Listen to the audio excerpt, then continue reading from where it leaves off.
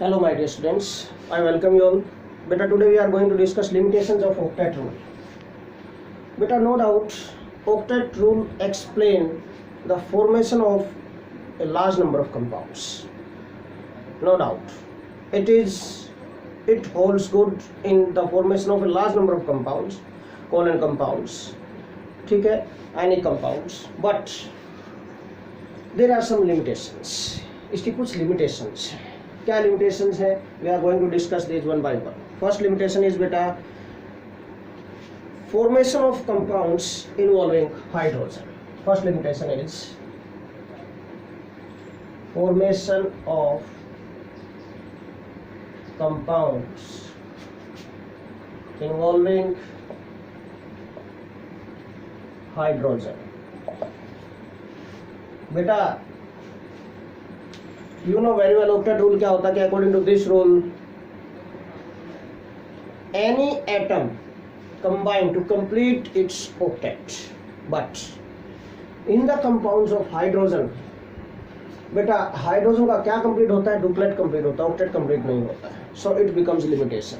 Mean hydrogen का जो duplet complete हो रहा है ये लिमिटेशन है ऑक्टेट रूल के. This is limitation of octet rule. Okay, so हम क्या बोल सकते हैं? For example in the formation of compounds बेटा सपोज मैं एग्जाम्पल लेता हूँ HF है, HCl है, HBr है, HI है, H2O है, NH3 है, etc. In a large number of compounds beta hydrogen is completed its duplet, not octet, so it becomes limitation. So इसलिए क्या बेटा, इसलिए ये limitation बन गई. So it becomes limitation of this octet rule. ये octet rule की limitation हो गई बेटा. Okay, now second limitation mean जहाँ भी octet complete नहीं होगा इन द फॉर्मेशन ऑफ कंपाउंड्स किसी भी एटम का तो हम उसको लिमिटेशन मानेंगे. ठीक है. सेकेंड लिमिटेशन बेटा formation of compounds like BeCl2, BCl3, AlCl3 etcetera. इनमें देखो लिमिटेशन है फॉर्मेशन ऑफ कंपाउंड्स. मीन ये बोलता है कि कोई भी कंपाउंड तभी बनेगा जब इसका ऑक्टेट कंप्लीट होगा, है ना. जब उस एटम का ऑक्टेट कंप्लीट होगा तभी वो स्टेबल होगा. But formation of compounds hydrogen हमने डिस्कस किया, ऑक्टेट कंप्लीट नहीं होता, फिर भी पॉसिबल है यहाँ पर.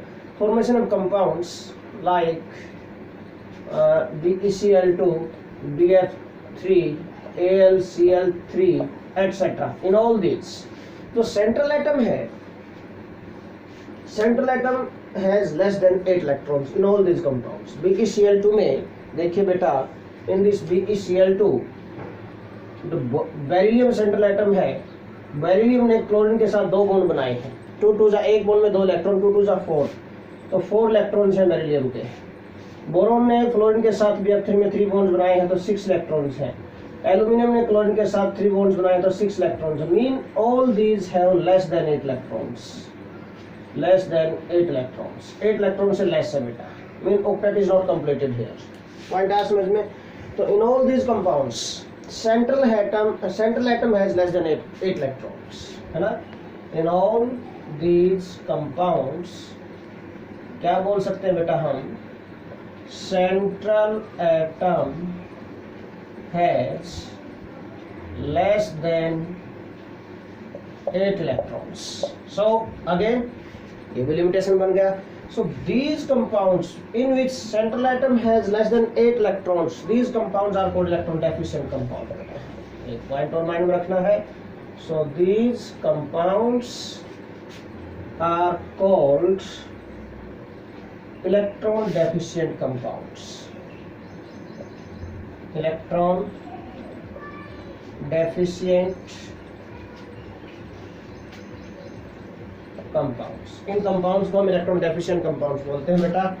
थर्ड लिमिटेशन इसी टाइप से बेटा ऐसे कंपाउंड भी पॉसिबल हैं जिनमें सेंट्रल एटम में मोर देन 8 इलेक्ट्रॉन होंगे फिर. ठीक है. तो फॉर्मेशन ऑफ कंपाउंड्स लाइक बेटा हम ले सकते हैं एग्जांपल इसमें PCl5 है, IF7 है, ठीक है ना, H2SO4 है. फॉर्मेशन ऑफ कंपाउंड्स लाइक क्या भाई PCl5, PF5, IF7, ठीक है। H2SO4 हो सकता है, यहाँ पर हम एग्जांपल ले सकते हैं, etcetera. So many other compounds are also possible, ठीक है। सेंट्रल एटम हैज बेटा मोर देन 8 इलेक्ट्रॉन्स। देखो PCl5 में, PF5 में, दोनों में ही फॉस्फोरस 5 बॉन्ड बनाता है क्लोरीन या फ्लोरीन के साथ। 5 2 10 इलेक्ट्रॉन्स हैं, 10 इलेक्ट्रॉन्स है वैलेंस शेल में। यहाँ भी फॉस्फोरस के 10 electrons after bond formation. Iodine fluorine के साथ 7 बॉन्ड्स बना रहा है, 7 फ्लोरीन के साथ, तो आयोडीन के वैलेंस शेल में बेटा 14 इलेक्ट्रॉन्स हो गए। H2SO4 के हमने बनाया था, ठीक है बेटा, तो 6 बॉन्ड बना रहा था ये, 6 2 12 इलेक्ट्रॉन्स हैं। 12 electrons are there in the valence shell after bond formation. Mean in all these compounds central atom has more than 8 electrons. यही क्लैरिफाई यहीं से यहाँ से जो इंडिकेशन मिल रहा है हमें यही मिल रहा है ना बेटा। in all these compounds central atom has more than 8 electrons. ठीक है, in all these compounds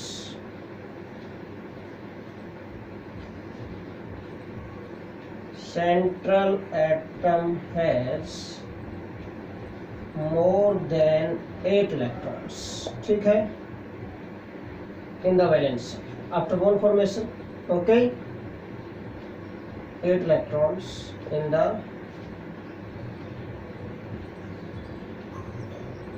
valence shell after bond formation.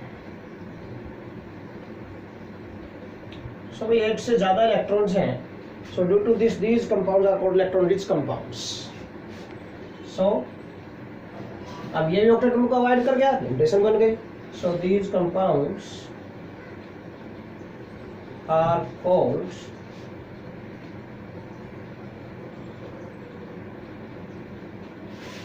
electron rich compounds. बेटा इन कंपाउंड्स को इलेक्ट्रॉन रिच कंपाउंड्स बोला जाता है। इलेक्ट्रॉन रिच कंपाउंड्स भी बोल सकते हैं और हम हाइपर वैलेंट कंपाउंड्स भी बोल सकते हैं। इलेक्ट्रॉन रिच और हाइपर वैलेंट कंपाउंड्स, और वी कैन से बेटा hypervalent compounds. Hyper mean ज्यादा हो गया है ना, जैसे कोई भी इंसान है जिसको मान लिया किसी को भाई कई बार गुस्सा आ जाता है किसी इंसान को, ओके, उस टाइम भी हम क्या बोलते हैं कि हाइपर हो गया ये, तो मीन हाइपर वैलेंट कंपाउंड्स। भाई ये कट गया, इसको दोबारा से लिखना पड़ेगा एक बार थोड़ा सा ऊपर, ओके। तो इन ऑल दीज यहाँ पर 12 इलेक्ट्रॉन्स थे।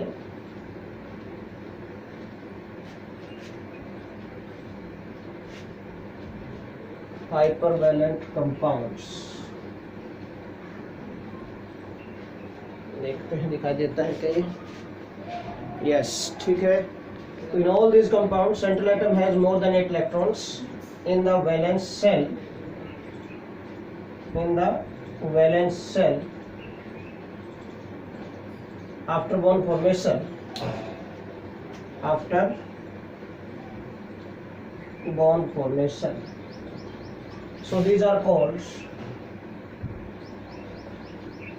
So these are called electron rich compounds.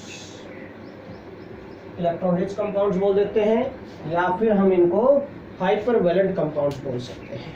Okay बेटा, सो ये थी हमारी नेक्स्ट लिमिटेशन थी ये, ठीक है। नाउ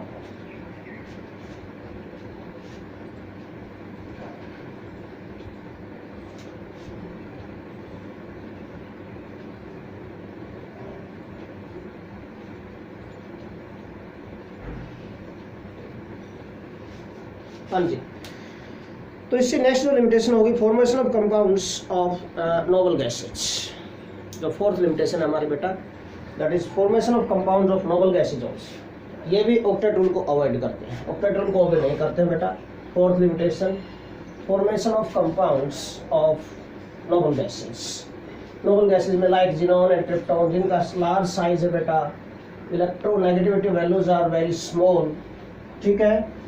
तो ऐसी noble gases more than 8 electrons रखेंगे in the valence shell during the bond formation, okay, और आफ्टर बॉन्ड फॉर्मेशन हम कह सकते हैं in different compounds.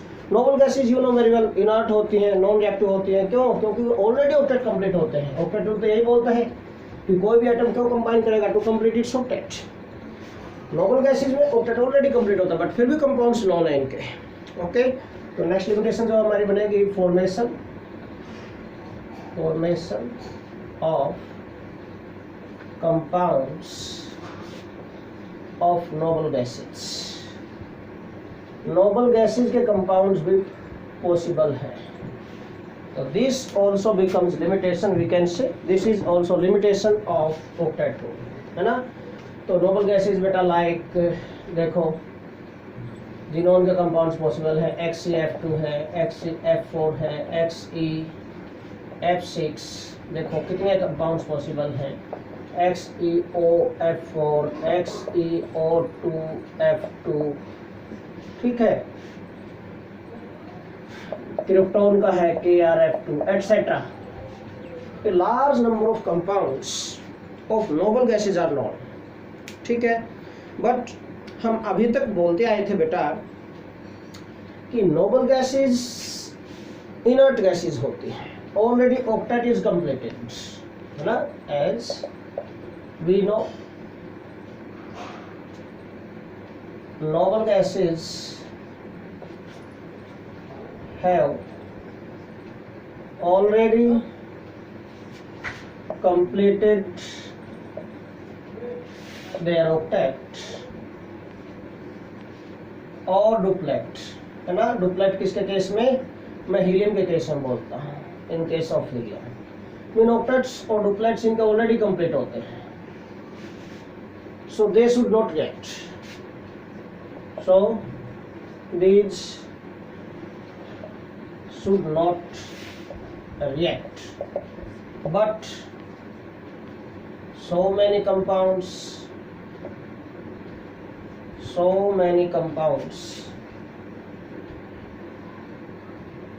of xenon and krypton है जो ये, ठीक है ना, आर known, और so many compounds of noble gases हम बोल देते हैं, so many compounds of noble gases are known,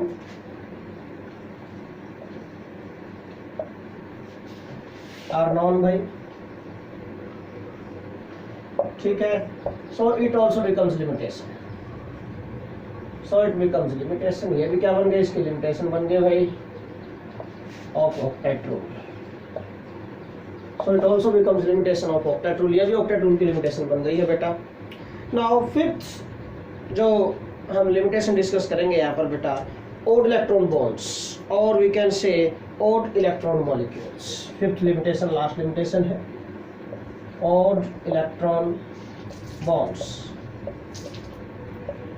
और we can say odd electron molecules. Mean अभी तक हम डिस्कस करते आए थे कि दो सेंटर हैं, दो कंबाइनिंग एटम हैं, दो ही इलेक्ट्रॉन शेयर करेंगे उनके, एक उसकी साइड से एक दूसरे की साइड से, two centre two electron bond discuss कर रहे थे। बट यहाँ पर क्या होगा? ओड इलेक्ट्रॉन बॉन्ड्स या ओड इलेक्ट्रॉन मॉलिक्यूल्स होंगे। यहाँ पर 3 इलेक्ट्रॉन होंगे, 2 सेंटर बॉन्ड्स बनेंगे। यहाँ पर मीन 2 एटम्स होंगे, 2 सेंटर का मतलब, बट 3 इलेक्ट्रॉन आएंगे कंबाइन करने के लिए, तो 3 इलेक्ट्रॉन 2 सेंटर बॉन्ड्स बनेंगे यहाँ पर। These are odd electron bonds, इनको ओड इलेक्ट्रॉन बॉन्ड्स बोलेंगे बेटा हम यहाँ पर, ओके। नाउ तो जो ओड इलेक्ट्रॉन बॉन्ड्स हैं इनमें क्या होगा बेटा? सम मॉलिक्यूल्स और ions have odd electron bonds, we can say some molecules or ions have odd electron bonds, ठीक है ना। Again it limitations, it is against octet rule, है ना। some molecules or ions have odd electron bonds, odd electron bonds, ठीक है।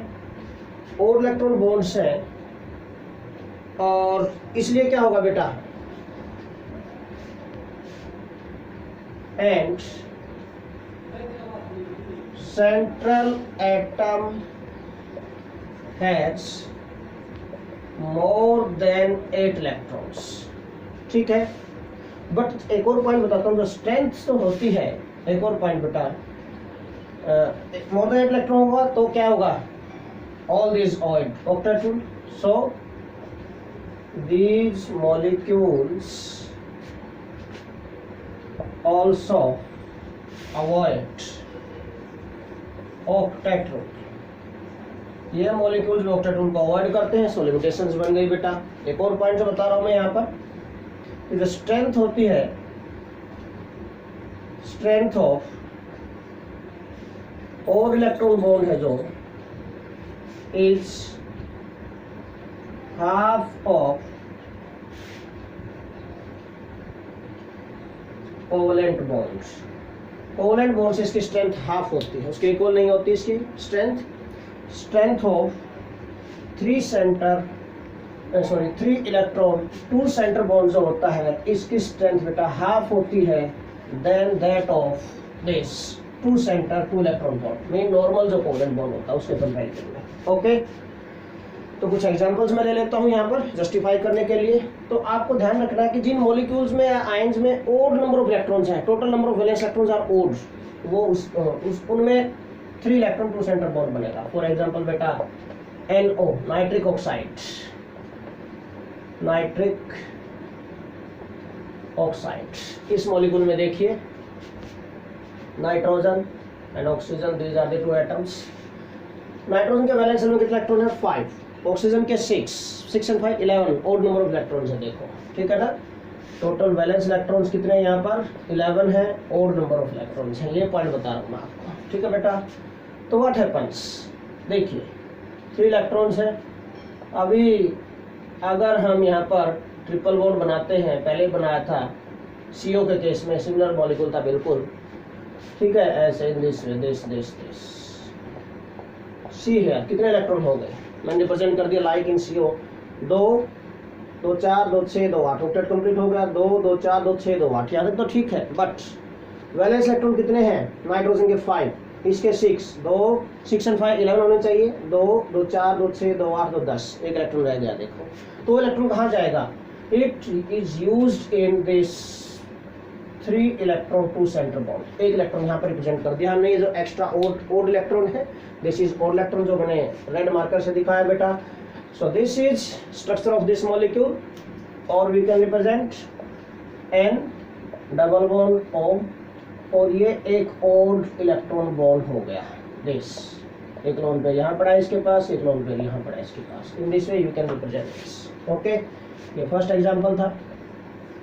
Similarly I can take beta second example also here, NO2, nitrogen dioxide, nitrogen dioxide gas होती है, NO2 gas बेटा।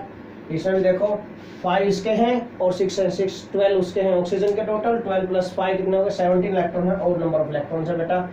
1 is nitrogen, 2 oxygen atoms हैं, these are the 2 oxygen atoms, है ना। Oxygen की valency 2 होती है, ये लो जी 2 दिखा दी, ऑक्सीजन की वैलेंसी 2 है, 2 दिखा दी, ठीक है।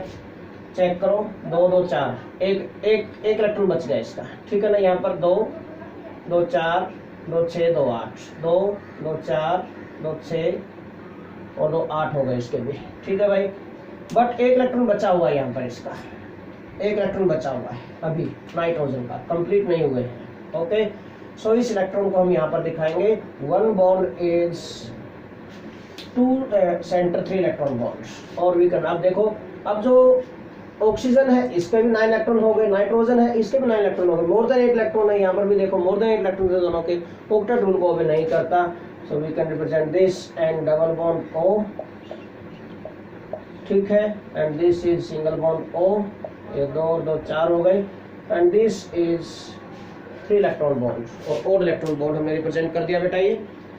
सिमिलरली सुपर ऑक्साइड आयन, एक और एग्जांपल ले रहा हूं बेटा मैं, third example, O21 negative, this is super oxide ion, super oxide ion, ठीक है। 6 and 6 12 + 1 कितने हैं, 13 इलेक्ट्रॉन्स हैं, ठीक है ना। अगेन ओड इलेक्ट्रॉन्स है बेटा, 2 ऑक्सीजन एटम्स, ये 2 ऑक्सीजन एटम्स, 1 नेगेटिव चार्ज है, 1 नेगेटिव चार्ज रिप्रेजेंट कर दिया हमने। डबल बॉन्ड्स बनाता ऑक्सीजन, आपको पता है डबल बॉन्ड बनाता है, ये लो जी डबल बॉन्ड बना दिया हमने यहाँ पर, ठीक है, नॉर्मल वैलेंसी के अकॉर्डिंग। 2 2 4 2 6 इसके हो गए, 2 2 4 2 6 इसके हो गए, बट एक नेगेटिव, तो किसी एक ऑप्शन पर नेगेटिव चार्ज तो एक इलेक्ट्रॉन ज़्यादा होगा, और वो ज़्यादा इलेक्ट्रॉन एक्सेस वाले इलेक्ट्रॉन यहाँ पर नहीं है ना, हम 3 इलेक्ट्रॉन 2 सेंटर बॉन्ड में दिखाएंगे इसको, दिस, ठीक है। So we can represent this oxygen, ये डबल बॉन्ड हो गया ऑक्सीजन, 2 लोन पेयर यहाँ पर हैं, 2 लोन पेयर इस पर है बेटा, but this is 3 electron 2 centre bonds, ये ठीक है। So in all these compounds involving odd electron bonds or 3 electron 2 center bonds, octet rule is avoided, ठीक है। So all these are the limitations, ये लिमिटेशन हो गई है बेटा octet rule की। तो एक इंपॉर्टेंट नोट लिखता हूं मैं, एक इंपॉर्टेंट नोट लिखता हूं बेटा कि जो octet rule है obeyed by most of the S and P block elements compounds, ठीक है। octet rule is applicable to ionic and covalent compounds of S and P block elements in most of the compounds, not in all, in most of the compounds, क्योंकि ये भी तो है, इनमें तो applicable नहीं हो रहा, ठीक है ना। तो octet rule है जो octet rule is applicable in most of the compounds of S and P block elements, not in all, ध्यान रखना, but it does not hold good in D and F block elements. F block in compounds of D and F block elements, उनके काफी compound में नहीं होता, does not hold good in compounds of